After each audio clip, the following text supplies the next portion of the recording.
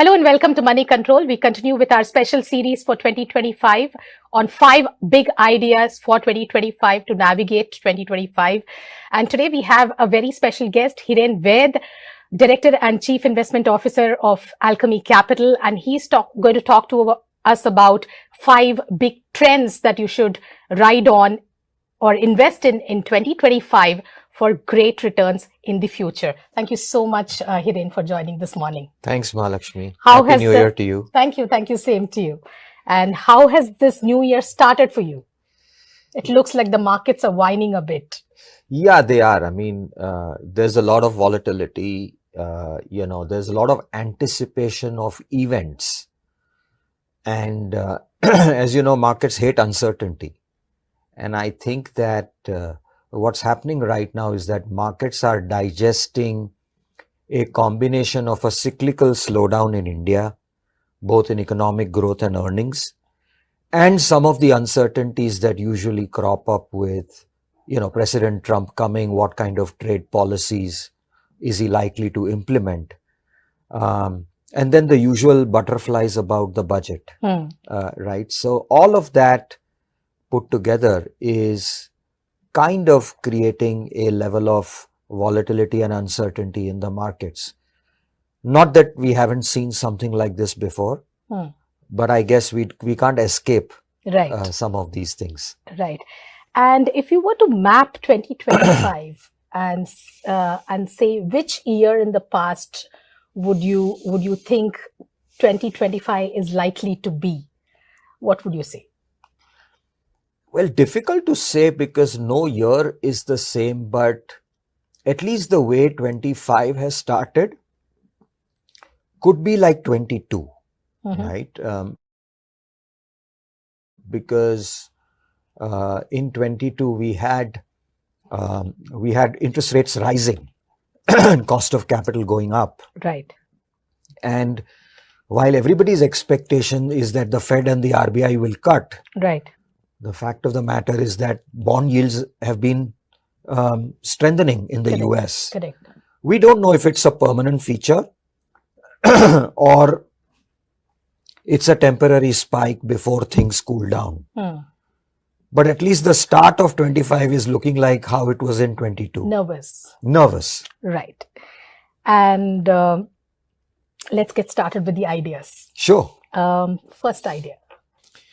And I think it's not just an idea for 25, but it's something that we've been talking about, which is that traditionally India has been very strong in services.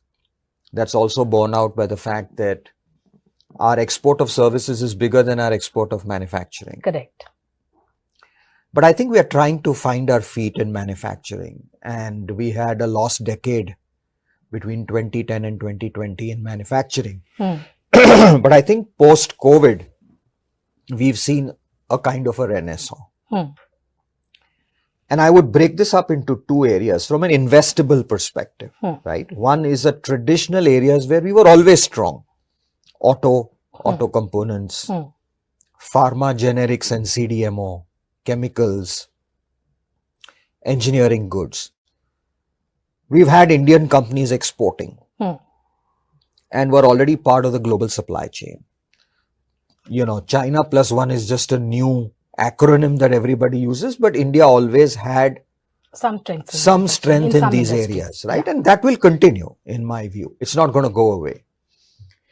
The new areas, which if you look at the history of electronic manufacturing, which is usually low-end assembly, components, etc., the manufacturing centers travel to geographies where the costs are the lowest. Right.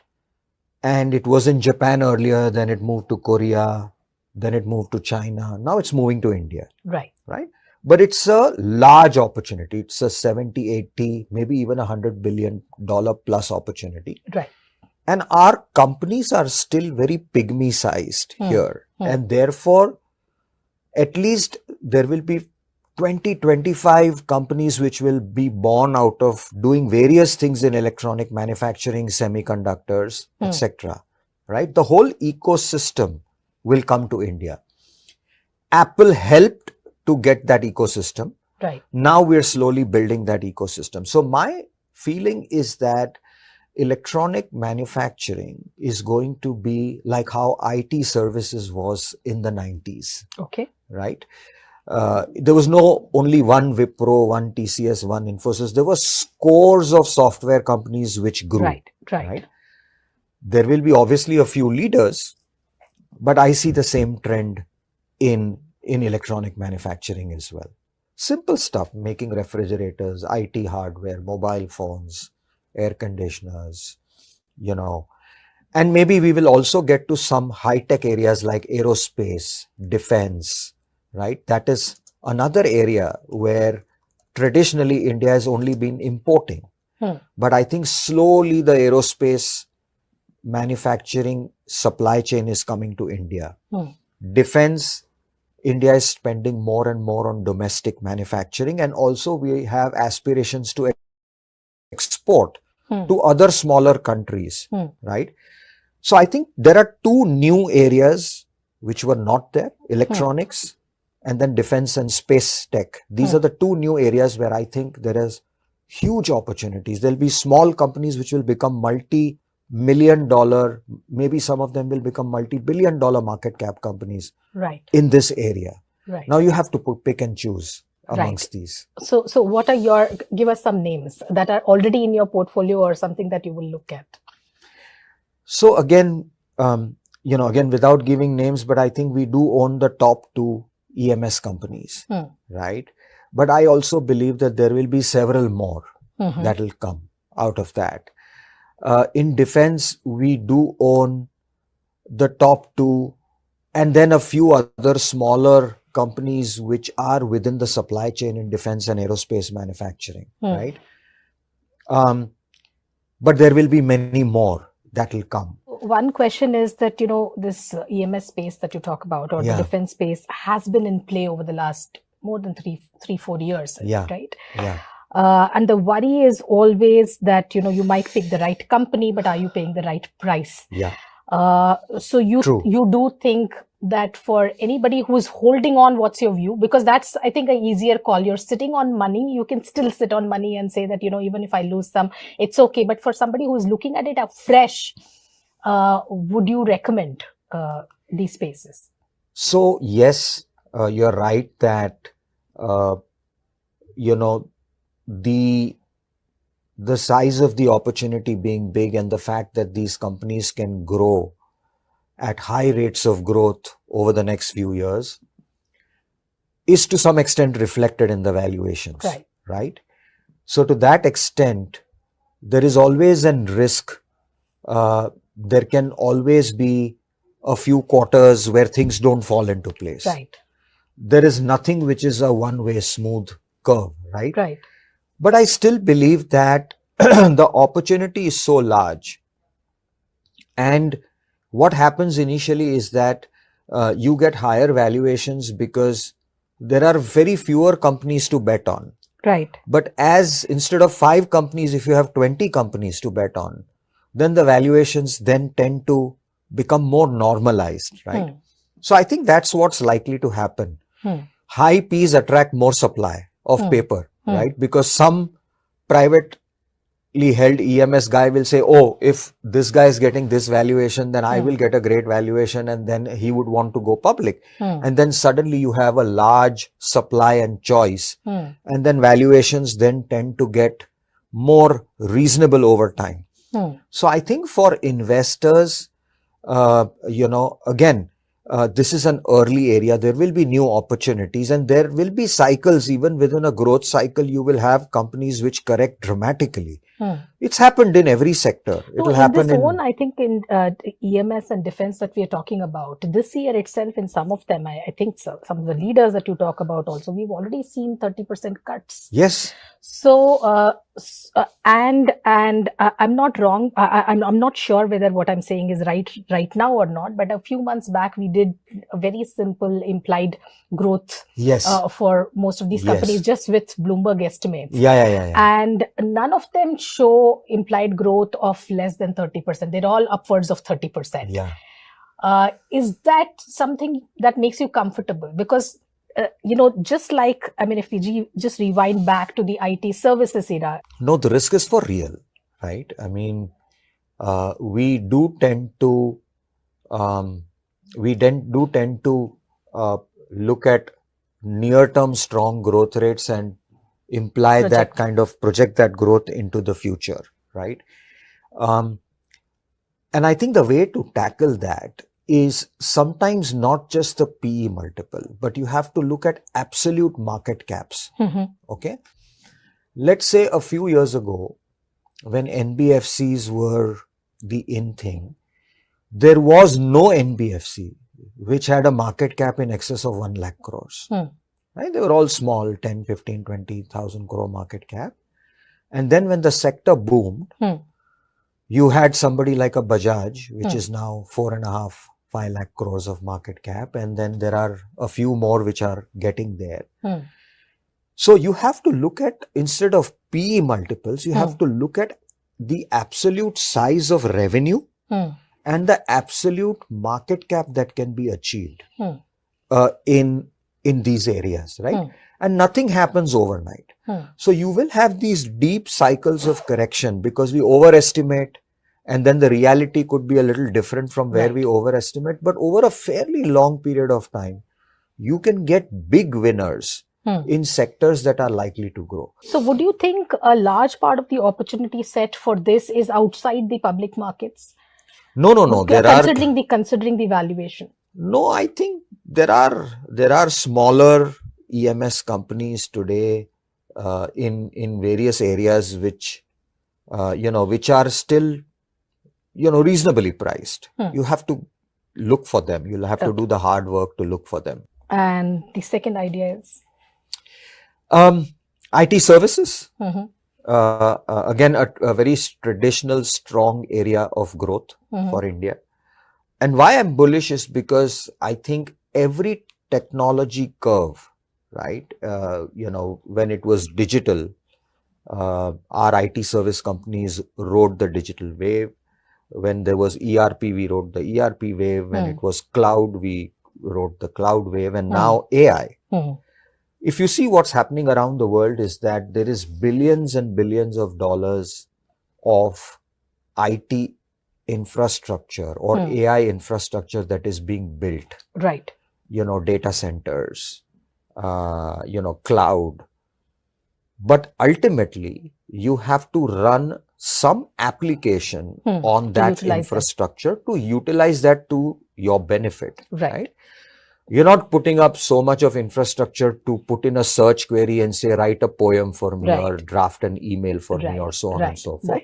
There will be, every industry will think how to evolve and use AI to its benefit to improve productivity and so on and so forth. And that's where I think the Indian IT services companies will benefit. So currently there is massive investment in the infrastructure layer. But soon this investment will need an ROI. And that's where the spending will start on the application layer. And for that, which means you have to first clean up your data. You have to have the data in your organization all nicely cleaned up. And then you need somebody to tell you how you will embed some of these AI applications in your company to drive improvements. And for that, you will need a TCS or an Infosys or an Accenture or a Latent View or a Persistent or whatever, right? Scores of these companies who will help you in building that capabilities in real businesses. Because, tomorrow a bank will wake up and say, okay, now, the board says, okay, what are we doing about AI? Or a consumer company which will wake up and say, okay, this AI is a big wave. How do I use AI in my business to drive revenue growth, productivity, blah, blah, blah. And then you'll say, okay, I need help. I need somebody to help me conceptualizing, thinking, going through my process and figuring out how am I going to benefit out of this? So I think the Indian IT companies will have a big role to play. And again, in IT services, of course, if you look at the rest of the market, it looks like they're underpriced. I mean, but today, historically speaking, a TCS would be 30 times trailing earnings, maybe about 27, 26 times future earnings. Similar for other top tier companies. Is that good enough price for you to buy now?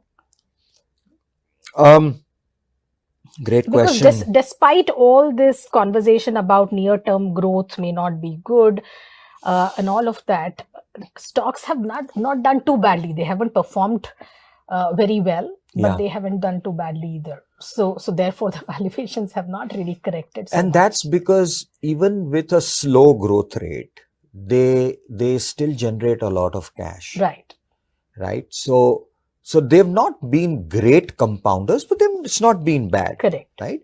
And then every few years you get a rupee depreciation that helps you a little bit, which is what is happening this year. And then every few years you get one technology wave which lifts growth until growth goes back to single digits. So I think the problem with the large tech companies was that growth was coming down to mid single digits. But therefore, they were hardly growing in double digits, right? But you get returns which were equal to earnings growth plus very good dividend payouts and buybacks. So that was adding to some level of compounding there. Now there is hope that if the US economy is likely to do well, and on top of that, we're going to have an AI wave, then IT spending should spike up, and maybe we'll see a good 25 and 26 to ride this wave, right? Now, whether you should buy a mid-size company which is more geared and nimble-footed to take advantage versus, let's say, a big cap tech company. I mean, that's again depends on how big a portfolio you're running. If you're a mutual fund, you may still have to have exposure to larger companies. If you are, a smaller individual investor or a smaller portfolio, you can have more exposure to mid caps. Mid caps are even more pricey, isn't it? Because they were growing faster than the large caps, right? But now even their growth has tapered off. Yes, their growth has also tapered off. And that's why many of them have corrected as well from the top, right? So markets are very smart. I mean, they don't allow any anomalies to continue for too long unless there is a very good reason for those anomalies to exist. One of the conversations now happening around IT is, how this Trump thing is going to play out. And, it is just reasonable to expect that there might be some pressure on margins if, the visa costs go up or any of the other if you just extrapolate what happened when the regime was not really favorable. Do you think this year will offer you an opportunity or a correction for you to sort of dive in to ride this wave, or is that all priced in also? I hope there is no very large scale disruption, right? I mean, there was a talk in which, again, you never know, a lot of these things are flying around, that India's largest export to the US is actually IT services. Correct. GCC centers in India, and they need the people and the expertise to keep those companies competitive. I mean, if Microsoft has so many engineers and Google has so many, it would be counterproductive for them. And considering that he has so many tech czars in his cabinet, so to speak, there is a very low probability that he would do something like that. So I think you don't know what will happen, but if it happens, I think it will be a great opportunity to buy actually in that disruption. Third idea. Third idea is the birth of the digital platforms in India, right? I think finally we are seeing, real first generation entrepreneurs who have benefited from the tech stack or the digital stack that India has built, the combination of UPI, the whole payment system, and so on and so forth. And we are seeing the birth of a few great disruptions, which are changing the way many industries are working, right? And the biggest of that we are seeing in the consumer businesses, the platforms have come and actually fragmented the industry. Hmm. So what happened was that GST and demonetization consolidated the industry in favor of the more organized players. Correct. The unorganized players were at a disadvantage. But now the tech platforms are enabling smaller, organized, nimble players to take birth. And they are eating away at the margins of a large consumer category. Right. So For example, give me an example of what you're saying. For example, what Nykaa has done, right? For example, you see lot of suddenly, if you thought foods in the traditional way, you would think of Nestle, ITC, right? But now you have lot of smaller food brands which are growing, or what they call the D2C brands, which are growing because they can bypass this traditional moat that FMCG companies had of building deep distribution. Right. Because now you can advertise on a social media platform or an e-commerce platform, which means you can get access to the customer and you can get that customer's attention. The big brands were advertising on TV and in newspapers, which was very expensive advertising, right? But today, you can go on Instagram and you can promote a product. You can get onto an Amazon or a Flipkart or an ONDC for that matter, any of these platforms to make your product accessible. And the payment mechanism is all digital. Correct. Right? And you have a third party logistics player like, let's say, a delivery, for example, who can pick up the product and deliver it to any pin code. So if you see the entire value chain of a typical consumer company was that they created their own value chain. They had their own distribution, retailer, wholesaler, sub-distributor. Right. They created a brand. They promoted a brand. They got the manufacturing outsourced, but rest of the stuff they were doing. Correct. Now, a new company will only focus on brand building and product. Right. They can outsource manufacturing. They can outsource logistics. They can access the customer much more easily because everybody is on the phone. And therefore, all these brands are converging on a platform. And the platform is a place where the consumer goes again and again, right? So you have the Zomatos, the Swiggis, the Paytms, the phone pays of the world. There are a few of them who have created a community of millions of customers who come again and again. Correct. Because you're providing that service. So a Zomato is a classic example of how many restaurants have got a opportunity to serve you. Because otherwise you would only go to a place which is closer geographically, access to you. Today you can go, right? So I think the birth of the platforms is likely to bring both opportunities and disruptions. So what will you bet on? The digital platform companies or the platforms, right? Because the platforms is where they are aggregating customers. So think of a platform as a highway, right? And initially you said that there is no toll on this highway. Just come and drive your car, right? And then you got traffic first on the toll road. Then slowly on, because you have so much of traffic coming on your toll road, you suddenly put a restaurant there or a food joint. And then people who come there, maybe they want to eat food and that's how you monetize it.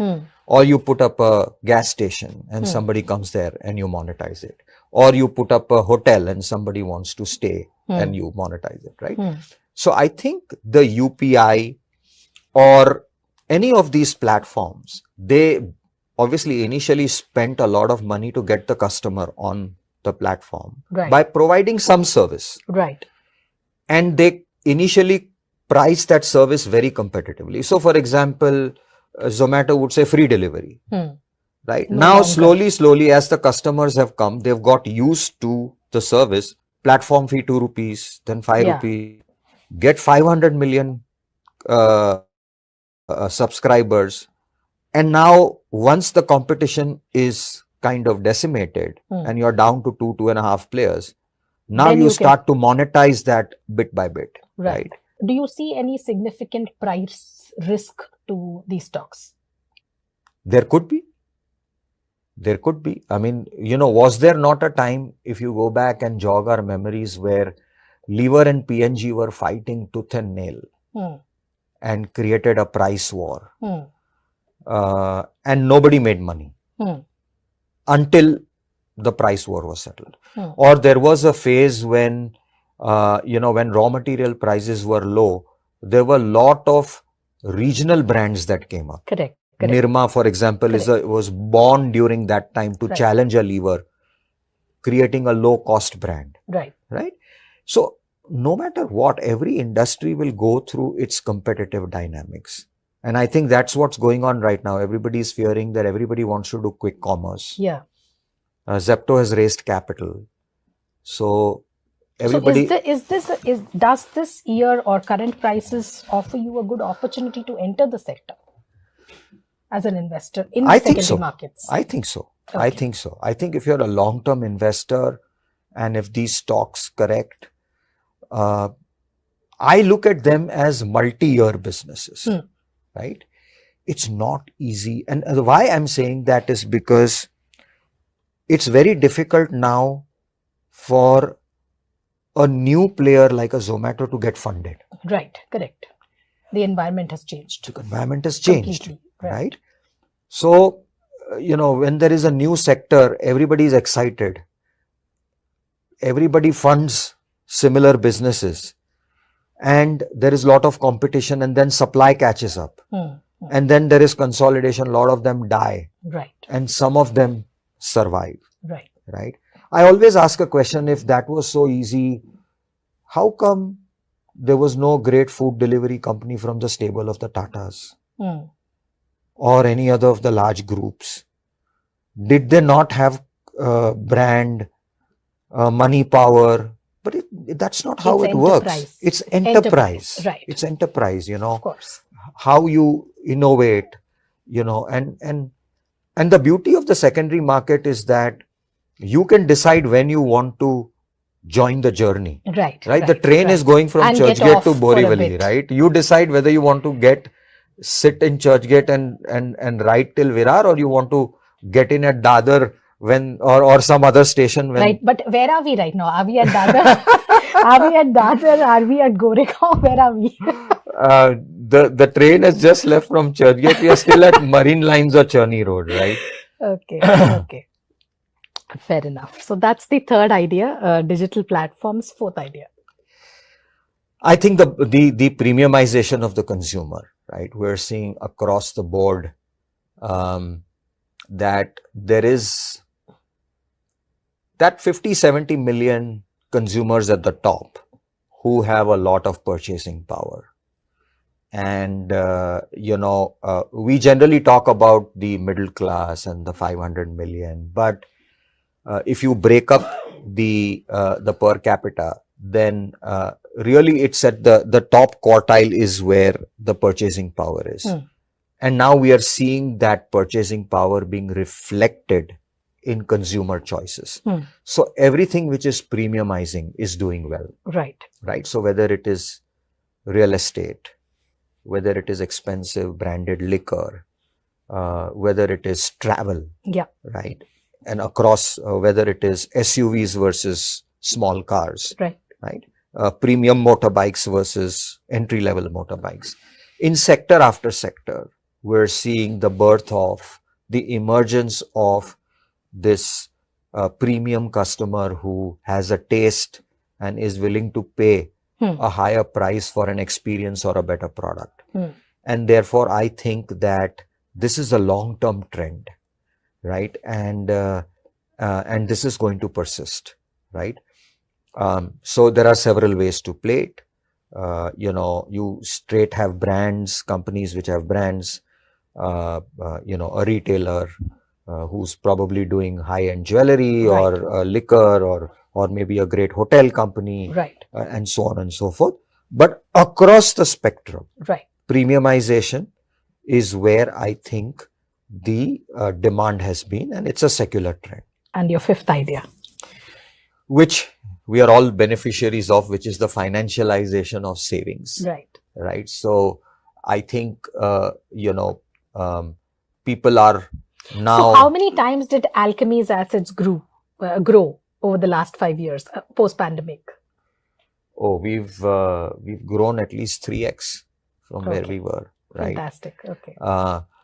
And because today the average investor is willing to diversify his investing side of the balance sheet, the asset side of the balance sheet, beyond fixed deposits, beyond PPF, Correct. beyond all the fixed income. And also what has happened over time, the governments have taken away the large tax-free benefits that were there in many of these fixed income instruments, because they were, even the rich guys were abusing it, right? I mean, I could technically put a lot of money in PPF and get 9 or 10% interest-free returns. That's a great, but then the government is paying that, and eventually everybody else pays a cost of that.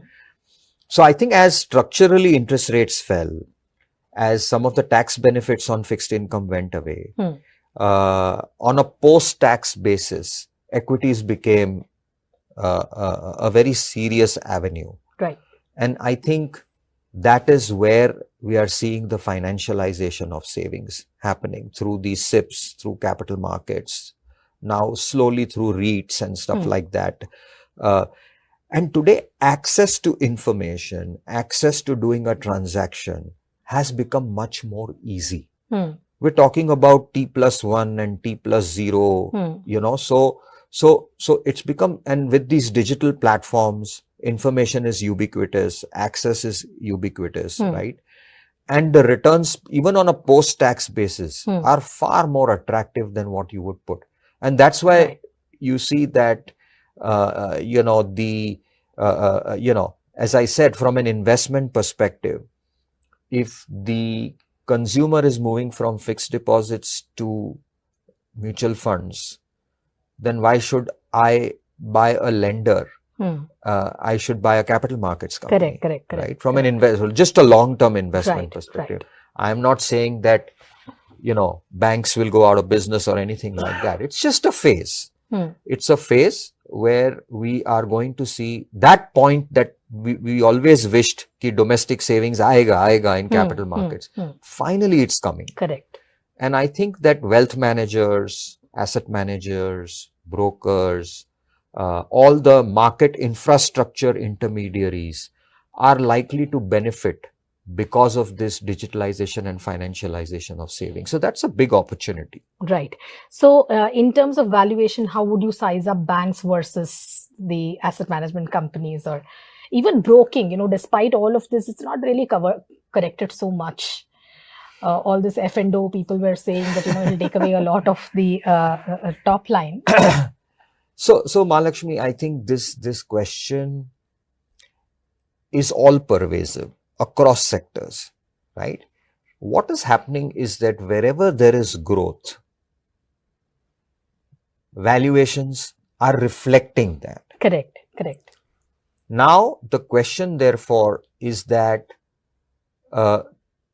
you have to therefore reconcile that, are you paying right for that growth? How durable is that growth? And how much of that is already in the price? And there is no one right answer that I can give you, right? So people tend to say, oh, this is high P, so let me buy something which is low P. Right. But that does not necessarily work, right? But markets are far more complex than that. So for example, what we are seeing right now is that sectors which underperform now for the last 2-3 years, because there was very little expectations, even if they are showing a slight improvement, the markets are rewarding it very handsomely, right? Because expectations are already low. Not that growth rates have come back in a big way, right? It's more a play of expectations versus reality. And on the other side, the ask rate is very high. So there is very little room for disappointment in the typical growth areas that I talked about. and therefore you have to be ready for drawdowns if there are disappointments. Right. Because, yes, there is a lot of growth ahead, but then the valuations are also capturing reflecting that. And therefore, the answer is not one or the other. The answer in the way investors should invest or we build portfolios is to have the healthy mix. Right. Between sometimes it's a trade-off, right? Right. So, if you want very reasonable valuations, you should be happy with reasonable rates of growth, and where especially there has been a lot of disappointment and there could be a potential for an upward surprise. Right. And similarly, on the other side, you have to be ready that you can have a negative surprise. Sure. Right. So it's how you create a balance between these is how investing is all about. That's not something you can explain in this interview for not sure. In 2 minutes. It's a lifetime of work. On that note, thank you so much. Thanks, Hiren. That's all we have time for. Thank you, and hope you all have a profitable 2025 and benefit from all the ideas that Hiren has shared with us. Thank you so much.